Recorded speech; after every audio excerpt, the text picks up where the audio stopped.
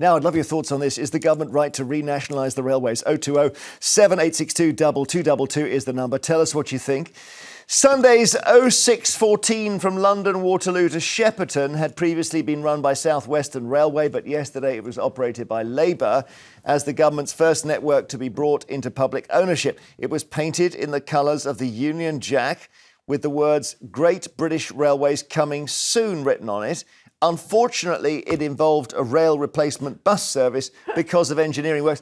Who honestly planned that? So before we talk to our panel, let's just have a look over here at the history of the railways. So we'll bring a train down the track for you here. And what we need to do is to use this beautiful, verdant countryside as the setting to discuss the history of British trains. So where our British train services have come from. So let's put a line there. And this is the key first year. 1825 is the first passenger service, Stockton to Darlington. That was crucial, a big date. But 5 years later, disaster. A cabinet minister, William Huskisson MP, went to see the launch of Stephenson's rocket and fell under the train. He became the first fatality. He went out the door, tripped, didn't realise another train was coming and died. Tragic. 1830. On we go. Here we are. So, victory in the Second World War, and then straight after 1948, you have nationalisation. So you then have British Rail. British Railways is the livery he was painting on. So all the railway companies put together.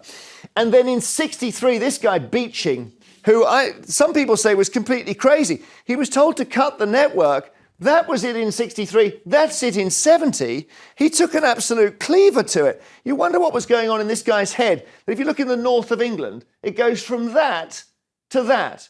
And the southwest, from that to that. What was Beeching doing?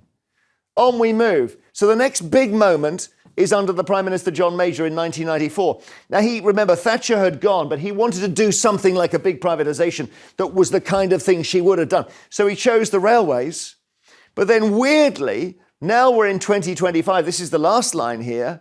They're going back into public hands. So this book here, From Victory to Nationalisation, 45 to 48, which is the beginning of the process, we can now put 45 to 25 because we're back where we started.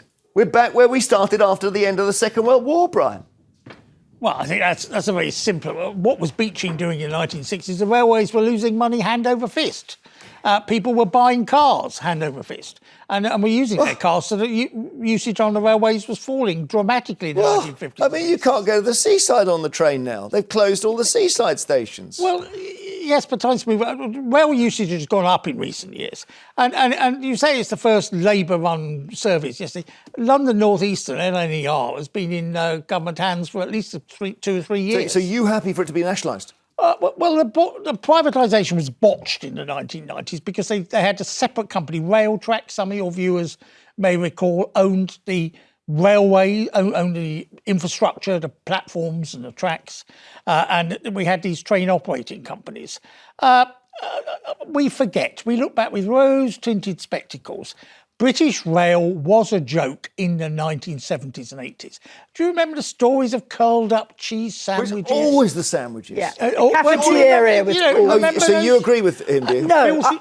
Go on. Can we do British Rail with different sandwiches? OK, that would be essential, because I can remember my mum in the 80s would be on the old train, the British Rail train going south, and she'd have a thermos and all those really embarrassing homemade sandwiches. You'd just be cringing. And the man would go by with a trolley, or she'd go, "Oh, we're not spending our money on British Rail sandwiches." And I'd be like this, because it would be so embarrassing. Because there was this thing you wouldn't want to, they were overpriced and grim.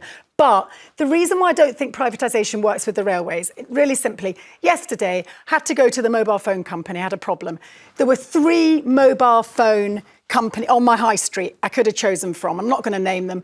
But so obviously, when I went in to the first one, I got the most superb service, because that's genuine competition. That's where privatisation works. If I don't get a good service with that mobile phone network, I just go next door to the other one. The reason why it doesn't work for trains is there's one line, for me selfishly, if I'm thinking of my journeys, that go from the east coast of Scotland to London. I've got one choice. You have different trains running down it. That's the point. But it didn't work like that. No, it didn't work like that, Brian. It didn't work like that. So there's no choice. And it's like water. It's pre-1948. We had the 4 4 big rail companies. And if you were going to Scotland, you could choose to go London, Midland, Scottish from Euston, or you could go LNER from King's Cross. You could go up the west coast or the east coast. And that worked reasonably well. I don't quite know. I mean, they, I suppose, were running out of money. But railways, they are going to operate at a loss.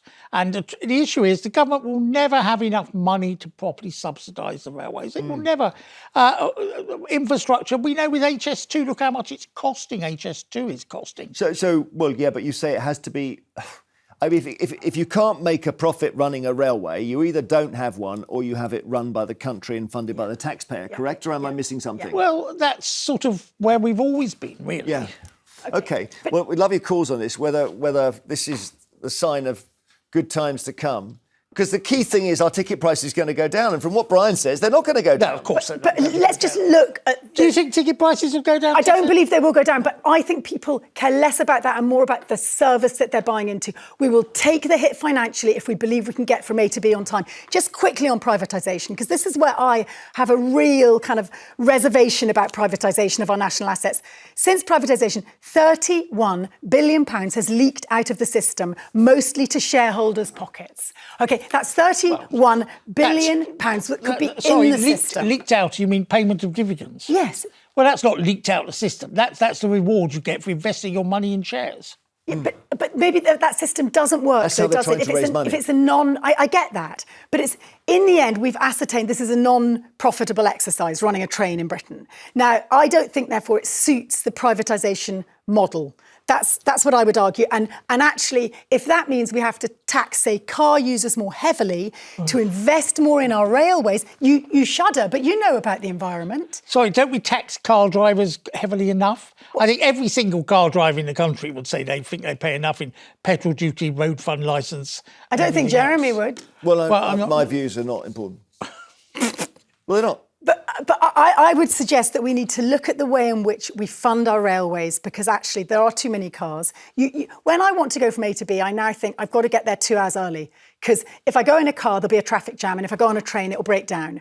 I have that. I must say, I was the other day, I was doing a bit of social media, and my social media was the train has left on time and arrived on time. And it was like almost I expected them to bunting or something.